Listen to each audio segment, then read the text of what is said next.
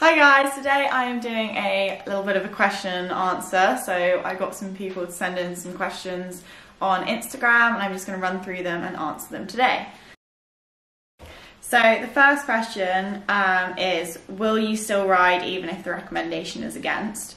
So on the BEF website, the recommendation is that although the government hasn't issued any restrictions, they urge people to consider if it's essential or not. And this is because the emergency and health services are so busy at the moment with everyone else. Should riders be adding to that burden? Because of that, I have stopped riding. My 3 that are very dangerous, I've completely stopped. And the 2 that are less dangerous, I am in a safe way slowly bringing down their work, but they're all on the walker or they get lunch before I get on them. And they will both do the same. They'll come into no work because it's just not worth the risk. The eventing season, I don't think is going to start for a good few months. And if I injured myself and ended up in hospital, I'd feel really guilty myself. I think for some people, if it is essential to ride, I know some horses will become dangerous if they're not exercised. I think then it's just about reducing as many risks as you can.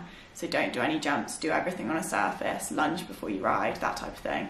But I think where possible, people shouldn't be riding in this situation. So the second question we have is, any tips for keeping riding sessions interesting during lockdown? Obviously, after the BEF news yesterday that recommends no riding, this isn't that relevant, but what I would say is you want to keep doing stuff with your horse, keep them interested. So in-hand work, if they behave, you can set up poles. I'm going to do a video on it at some point, but like raised walk poles just for them to walk over. It will engage their core and their hind end. Things like that, practicing square halts but from the ground, do like carrot stretches with them, and just spend like more time, the time that you would spend riding them, with them, so that they're still like mentally engaged and they don't switch off mentally. Next question, which is how are you keeping fit, is make sure that you keep yourself really fit. It's really easy in this time to just not be motivated, not really do anything. We don't know what we're working towards, when we're going to be back eventing or competing. And I think keeping yourself fit and keeping yourself in a good routine is really important. So I've been working out every day. I do it down at the yard. There's space there. If you're interested in what I do, I'm happy to do something about that and show you guys. But yeah, I'm keeping myself fit by working out of the yard, using different yard things. So like most of the stuff I do is body weight, but I use buckets and stuff like that to just like top it up. And I'm also going on one long dog walk every morning. So that's part of my routine. Do the horses, go on a dog walk, do a workout, and then it's lunchtime. Yeah, and that helps me keep motivating as well. Okay, so the fourth question I have is, do you think your horses know the eventing season has started? Obviously I didn't get out to compete before we went on lockdown because I had an injury. So they haven't competed this year. Quite a lot of horses have managed to have one run. I'm a believer that they do. The experienced horses know when the season's starting. I think they know that this time of the year, when it starts becoming spring, that's when the eventing starts. And I would say so. The way that they've all been acting recently would also suggest that. The 3 that have evented a lot, so Smarty, Rush and Dares, are very, very, very full of themselves, and they feel like they need a run. So I think they do know the eventing season had started, or that it should be starting around now. So with them, I'm really trying to reduce their fitness so they just mentally calm down a little bit. Do you think any of your current horses will take you to 5-star? This is such a difficult question because obviously I've never ridden around a 5-star, so how would I know? How do I know what a 5-star horse feels like?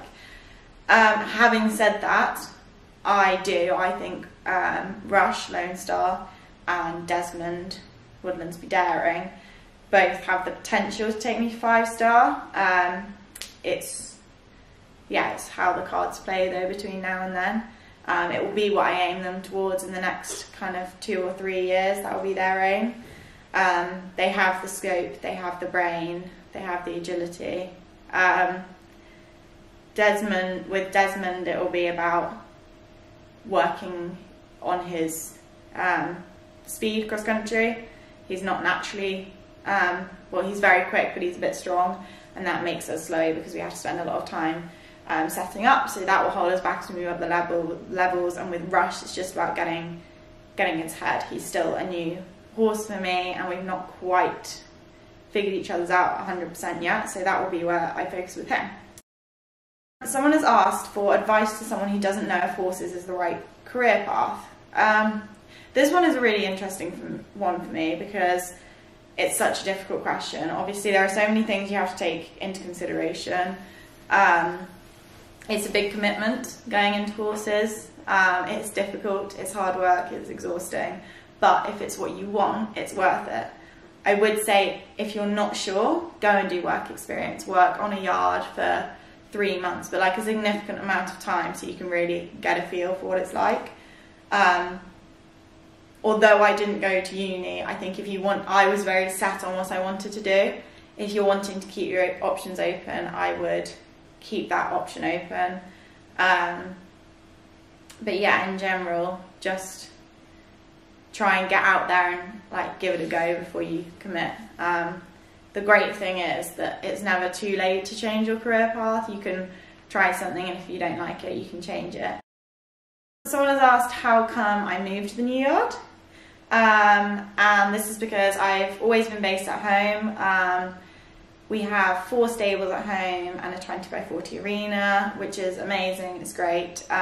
But we had 7 horses, and the maths doesn't quite add up there. And so we were changing field shelters into stables, and I did a business plan back in October and realised that I can't expand and run as a business from home, partly because it's not very professional. I felt like I needed to move, like make the next step in my life. That included moving out, and also have the opportunity to expand and work properly. So that's why I've moved. Another question is, do I live near the new yard? Yeah, I'm really lucky. I managed to rent somewhere on the same property, so it's about 200 metres that way to get to my yard.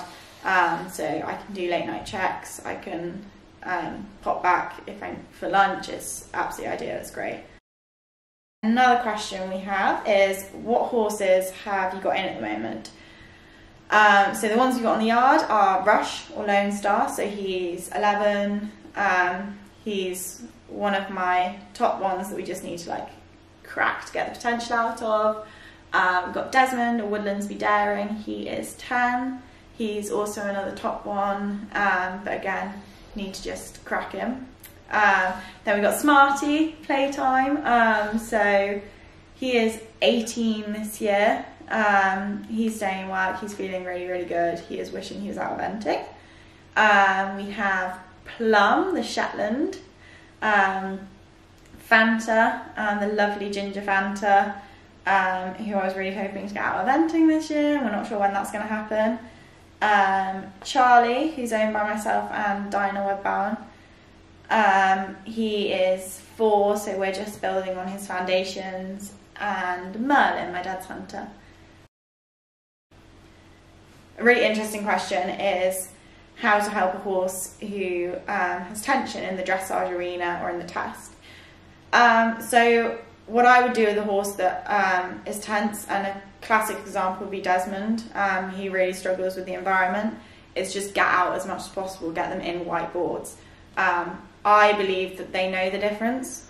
Some people disagree. I think they know, and particularly if it's a big horse, a horse that struggles, a lot of the tension might come from feeling a bit unbalanced. It's a small space, and particularly if it's on grass, they might be struggling with that. So like groundworks, I'd work on balance. I'd work on training on different surfaces at home, so on grass and on an arena.